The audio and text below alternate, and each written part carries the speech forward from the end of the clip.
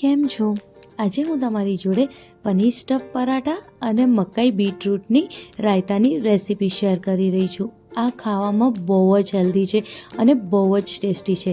તમે એકવાર આ રેસીપી જરૂરથી ટ્રાય કરજો અને તમને ગમે તો આને લાઈક, શેર અને કમેન્ટ જરૂર કરજો.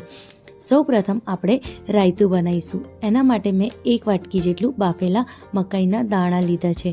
એમાં મેં સ્વાદ મુજબ મીઠું એડ કર્યું છે, 1 ચમચી જેટલું છાશ મસાલો, 1 ચમચી જેટલું ચાટ મસાલો, અડધી ચમચી જેટલું આમાં આપણે કાળા મરી એડ કરવાના છે અને 1 ચમચી જેટલું આપણે આમાં ખાંડ એડ કરવાની છે. હવે આમાં 1/4 કપ જેટલું આપણે બીટ છીણીને એડ કરવાનું છે. આપણે બહુ બીટ એડ નથી કરવાનું. હવે આપણે આમાં 1 કપ જેટલું દહીં એડ કરવાનું છે. દહીંને પણ આપણે સરસ રીતે પહેલાં ક્રશ કરી લેવાનું છે, જેથી એ એકદમ સરસ ક્રીમી બની જાય. હવે આપણે બધાને સરસ રીતે મિક્સ કરી દઈશું અને હવે એના વઘાર કરવા માટે મેં એક વઘારિયામાં 1 ચમચી જેટલું તેલ લીધું છે. 1 ચમચીથી વધારે તેલ આમાં નથી લેવાનું. એને બરોબર ગરમ કરી દીધું છે. એમાં પછી હિંગ, જીરું અને લાલ મિરચી નાખીને આપણે એની ઉપર આ વઘારને નાખી દેવાનું છે. આ વઘાર નાખ્યા પછી આપણે સરસ રીતે મિક્સ કરીને એને ઠંડુ કરવા ફ્રીઝમાં મૂકી દેવાનું છે. આ રાયતું ખાવામાં બહુ જ ટેસ્ટી લાગે છે. તમે એકવાર આ રાયતાને જરૂરથી ટ્રાય કરજો. હવે આપણે સ્ટફિંગ બનાવવા તરફ જઈએ. એના માટે મેં 1 મીડિયમ સાઇઝનો કાંદો લીધો છે અને એને એકદમ ઝીણું ઝીણું સમારી લીધું છે. 3 મેં લીલા મરચાંને એકદમ ઝીણા સમારીને આમાં એડ કર્યું છે અને 1 નાના ગાજરને પણ આમાં સરસ રીતે એકદમ ઝીણું છીણીને આમાં એડ કર્યું છે. હવે મેં આમાં અડધી ચમચી જેટલું મીઠું એડ કર્યું છે અને બધાને સરસ રીતે મિક્સ કરીને એક સાઈડ મૂકી દઈશું. હવે આપણે લોટ બાંધી લઈશું ત્યાં સુધી. એના માટે મેં અહીંયા 2 વાટકી જેટલું ઘઉંનો લોટ લીધો છે. 1 ચમચી જેટલું મેં આમાં તલ એડ કર્યું છે. મીઠું આપણે આમાં સ્વાદ મુજબ એડ કરવાનું છે અને આપણે હવે આમાં 2 ચમચી જેટલું તેલ એડ કરવાનું છે અને થોડા લીલા દાણા એડ કરવાના છે. હવે બધાને આપણે સરસ રીતે મિક્સ કરી દઈશું. જ્યારે એ સરસ રીતે મિક્સ થઈ જાય પછી આપણે થોડું પાણી એડ કરીને આનું એક સરસ ડો આપણે રેડી કરી દેવાનું છે. આપણે આનું જે લોટ બાંધવાનો છે એ બહુ કઠણ નથી બાંધવાનો. આપણે જેવો રોટલીનો લોટ બાંધીએ છીએ એવો જ લોટ આપણે આનાથી બાંધીને રેડી કરવાનો છે. જો તમારો લોટ અગર કઠણ હશે તો પરાઠા તમારા ફાટશે જ. એટલે તમે રોટલીના લોટ જેવો લોટ રેડી કરજો અને અડધી ચમચી જેટલું તેલ લઈને એની ઉપર સરસ રીતે કોટ કરીને 10 મિનિટ માટે એને ઢાંકીને મૂકી દેજો, જ્યાં સુધી એ સેટ થાય. હવે જે આપણે એમાં મીઠું એડ કર્યું હતું તો જો એમાંથી કેટલું બધું પાણી નીકળ્યું. એટલે હવે આપણે આ બધા પાણીને આમાંથી કાઢી લઈશું. અગર આ પાણી રહી જાય તો આપણા જે પરાઠા છે એ ફાટે અને બરોબર વણાય બી નહીં. એટલે આપણે આ પાણી કાઢવું બહુ જ જરૂરી છે. હવે આપણે ફરીથી એ બધાને આપણે વાટકામાં લઈ લઈશું. હવે બધો મસાલાને આપણે આમાં એડ કરીશું. 1 ચમચી જેટલું આપણે અમચૂર પાવડર એડ કરવાનું છે. 1 ચમચી જેટલું આપણે ચીલી ફ્લેક્સ એડ કરવાનું છે. 1 ચમચી જેટલું આપણે પિઝા સિઝનિંગ એડ કરવાનું છે. 1 ચમચી જેટલું લાલ મિર્ચ પાવડર, 1 ચમચી જેટલું ધનિયા પાવડર.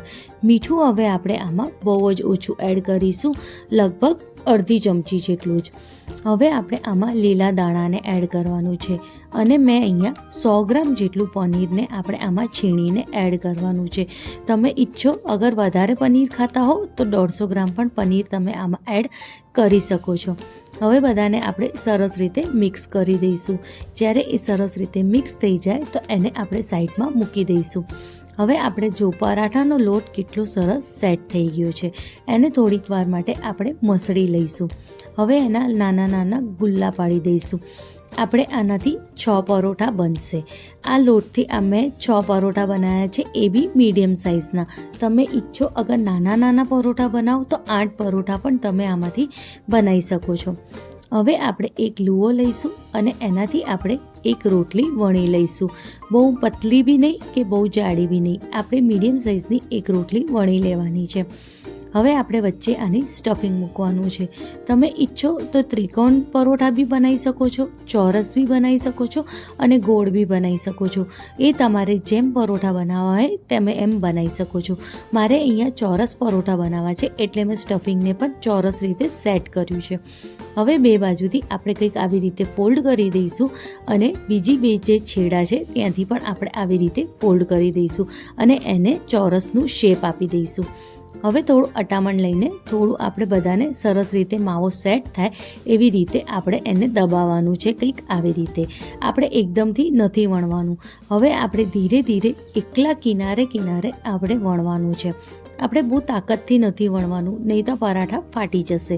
એટલે એકદમ હલકા હાથે આપણે એને વણી લેવાનું છે અને રેડી કરી દેવાનું છે. આવી જ રીતે બીજા બધા પરાઠા બી. જો કંઈક પરાઠો વણીને રેડી છે. હવે આપણે આને શેકી લઈશું. શેકવા માટે મેં તવી ઉપર આપણે થોડું તેલ એડ કરવાનું છે. પછી આપણે એની ઉપર પરાઠાને આવી રીતે મૂકી દેવાનું છે. પરાઠાને જ્યારે તેલ ગરમ થવા આવે પછી જ નાખવાનું છે, એ પહેલાં નથી નાખવાનું. અને આપણે પરાઠાને એકદમ મીડિયમ ફ્લેમ ઉપર શેકવાનું છે. બહુ હાઈ ફ્લેમ ઉપર નથી શેકવાના, નહીં તો પરાઠા બળી જશે. પરાઠાને આપણે ધીરે ધીરે આવી રીતે શેકતા જવાનું છે.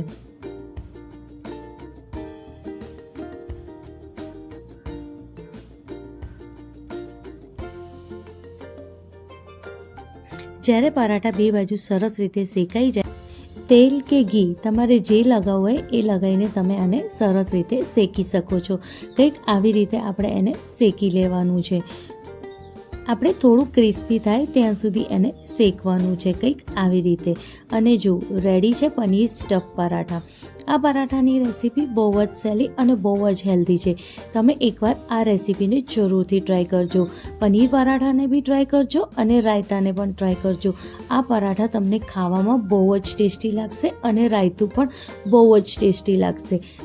તમે આ રેસીપીને જરૂરથી ટ્રાય કરજો અને મને કમેન્ટમાં જરૂર જણાવજો તમને આ રેસીપી કેવી લાગી.